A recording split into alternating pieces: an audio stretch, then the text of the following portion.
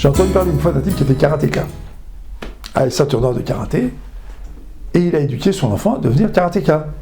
Alors dès l'âge de 5 ans, il lui faisait faire du karaté. Il lui faisait faire des mouvements, des assouplissements et tout, etc. Il publiait ses séances et tout, etc. Et puis effectivement, plus tard, son fils est devenu karatéka. Alors pourquoi je vous raconte ça? Oui, alors qu'est-ce que vous voulez nous dire avec ça? Je vais dire une chose très simple. Chanor lanar alpidarko gam kiyaskin lo yasur bimena. Dans Michelet, Salomon, le roi Salomon, le roi Shlomo, le plus sage d'entre tous les hommes, nous dit Chanor lanar alpidarko. Éduque l'enfant selon ses inclinaisons, selon ce qu'il est, selon sa personnalité. Et quand il vieillira, il ne pourra pas s'écarter de ce que tu lui auras donné. En d'autres mots, il dit la chose suivante. Il dit, si tu connais et tu respectes la personnalité de ton enfant, si tu l'éduques et tu l'emmènes sur un chemin en fonction de ce qu'il est capable de donner, il ne s'écartera pas de l'éducation que tu lui as donnée. Il va y rester. Il va l'aimer, cette éducation. Il va aimer ce que tu lui as donné. Parce que, en fait, il a compris que tu le comprends.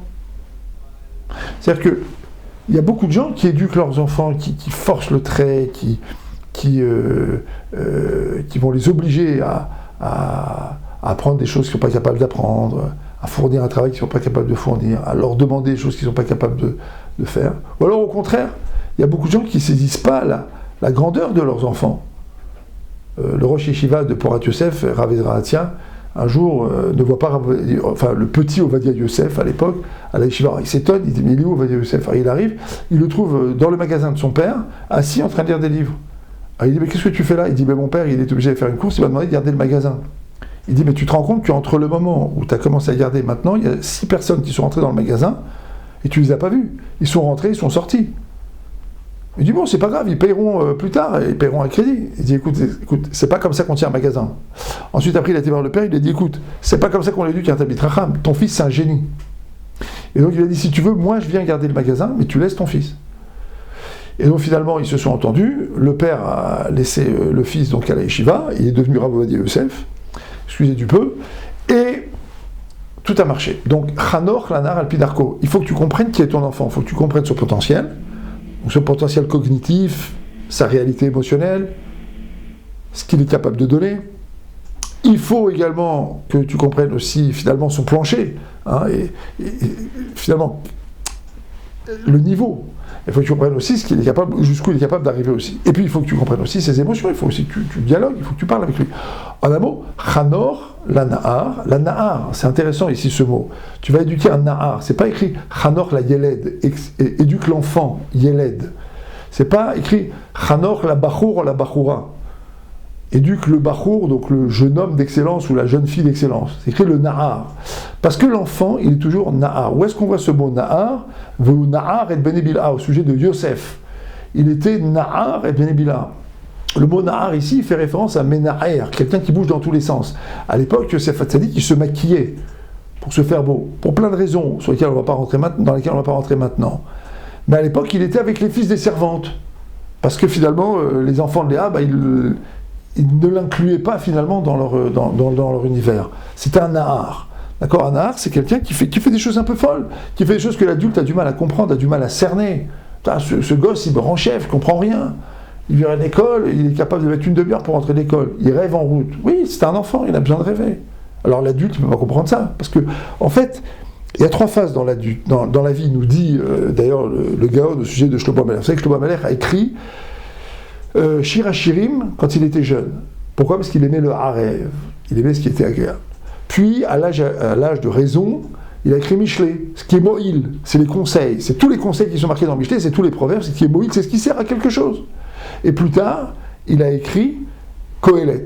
Kohelet, c'est l'Ecclésiaste en français. Tout est des vanités, tout est des vanités, c'est ce qui est Tov. Il a parlé là-bas de ce qui est Tov, de ce qu'un individu doit faire pour être Tov, c'est pour être accompli. Il y a un avis qui dit qu'en vérité, il a écrit Kohelet quand il était jeune. C'est-à-dire qu'il était déjà capable, quand il était jeune, d'expliquer finalement ce qui est Tov, ce qui est déjà accompli. Mais en tout cas, c'est intéressant, il y a 3 phases dans la vie. Il y a la phase du Harev, de l'agréable, et la phase du Moïl, la phase de ce qui est nécessaire, et puis ensuite la phase de ce qui est bon, de ce qui est accompli, de ce qui est bon pour le monde futur. D'accord? Alors en général, les adultes sont dans la phase du Moïl, ils sont dans la phase de ce qui est nécessaire, ils doivent éduquer des enfants, des êtres qui sont dans la phase du Harev, ils sont dans la phase de l'agréable. Comment monsieur et madame utile peuvent éduquer l'enfant agréable, qui veut de l'agréable, qui veut du sucré, qui veut rêver, qui veut prendre son temps. D'accord? Et donc il faut jeter un pont entre les deux. Alors pour ça, il faut comprendre deux choses. Un, l'enfant d'abord, il est dans le moment du rêve, il a besoin de ses récompenses, il a besoin de son affection, il a besoin d'émotions positives, il a besoin d'être entendu. Et à chaque génération, ses manières d'éduquer. Rav Gershon Edelstein, qui nous a quittés il n'y a pas longtemps, disait qu'on ne peut pas éduquer un enfant par la kfia. On ne peut pas éduquer un enfant en l'obligeant, en le contraignant. Alors comment on va faire? Il n'y a pas de discipline? Oui, bien sûr, il y a une discipline. La discipline n'est que le cadre. Si dans certaines générations, on pouvait penser, imposer certaines choses aux enfants, aujourd'hui c'est proprement devenu impensable. Aujourd'hui l'enfant il a réellement besoin d'un cadre qui soit un cadre extrêmement agréable, un cadre valorisant, un cadre dans lequel on comprend ses émotions, on l'écoute, on comprend son intelligence émotionnelle, un cadre dans lequel on fixe des règles de discipline, d'accord? Et ce cadre n'étant qu'un cadre, à l'intérieur de ce cadre on met beaucoup de chaleur, beaucoup d'amour, beaucoup d'écoute, beaucoup d'empathie, et on guide l'enfant donc sur le chemin de la vie en fonction de ses aptitudes et en fonction de sa personnalité. Des enfants sont plus sensibles, d'autres plus artistes, d'autres plus dans l'action, d'autres plus cérébraux, d'autres plus manuels.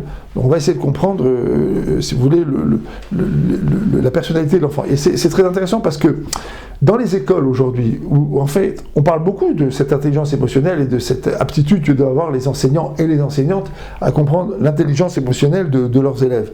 Mais d'une certaine manière, on a aussi assisté à la multiplication des cas dits d'hyperactivité. Alors qu'est-ce qui se passe en fait? C'est vrai qu'aujourd'hui, on comprend un petit peu cette histoire de Chanor, Lanar, Alpidarko, éduquer l'enfant selon ses dispositions, selon sa personnalité. Mais d'un autre côté, on crée des cadres dans lesquels on enfonce tout le monde.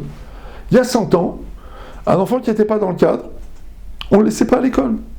Il partait à l'atelier du papy ou à l'atelier du tonton, il allait apprendre autre chose. Pourquoi? Parce qu'on avait compris précisément, on pratiquait cette idée-là, que finalement chaque enfant avait ses aptitudes-là. Aujourd'hui, finalement, on rentre les enfants dans des modèles, et donc il y a plein d'enfants qui ne peuvent pas tenir et qui sont déclarés hyperactifs, alors qu'en fait ils sont très intelligents, ils sont très doués, mais pas forcément doués pour être dans le cadre du système scolaire. Donc voilà, je crois que c'est un truc auquel il faut beaucoup réfléchir aujourd'hui. Il faut comprendre que si le cadre scolaire aujourd'hui est trop contraignant pour l'enfant, ça devient un problème. On ne peut pas demander à tous les enfants le même effort. Alors on les met dans un cadre, mais on les met dans un cadre aussi pour chercher un cadre finalement qui leur soit adapté. Et donc cette idée de Chanor, Lanar, Alpidarko, éduquer l'enfant selon ses dispositions, c'est valable également pour l'école qu'on va choisir pour notre enfant. On ne peut pas être les enfants dans n'importe quelle école. On a eu plein de fois des gens, par exemple dans les yeshivot ou dans les Talmud des Torah, ici, qui étaient des grands lamdanim, des gens qui étaient très érudits, qui voulaient absolument que leurs enfants aillent dans des chadarim, dans des écoles d'excellence, et ça a donné des catastrophes. J'avais un ami qui me disait, si tu veux savoir ce qui se passe dans une yeshiva, tu viens une semaine après, ou 2 semaines après le début du semestre d'études, et tu vas voir parfois la cuisine des bachourim, des jeunes hommes qui sont là, mais ils ne sont pas au Beth Midrash.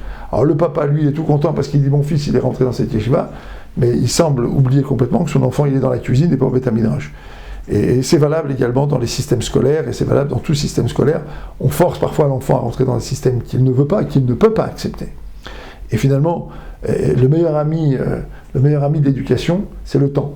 Prendre le temps de comprendre son enfant et savoir que cet enfant a des aptitudes, et qu'il y a des aptitudes qui peuvent germer avec le temps, qui n'ont pas germé quand il a 14-15 ans, mais qui peuvent germer beaucoup plus tard, pour peu qu'on lui laisse la place d'être ce qu'il est, et qu'on lui donne cette légitimité d'être ce qu'il est, bien sûr avec toujours une discipline, un objectif, avec une direction, bien entendu, mais d'abord le comprendre et le saisir. À réfléchir.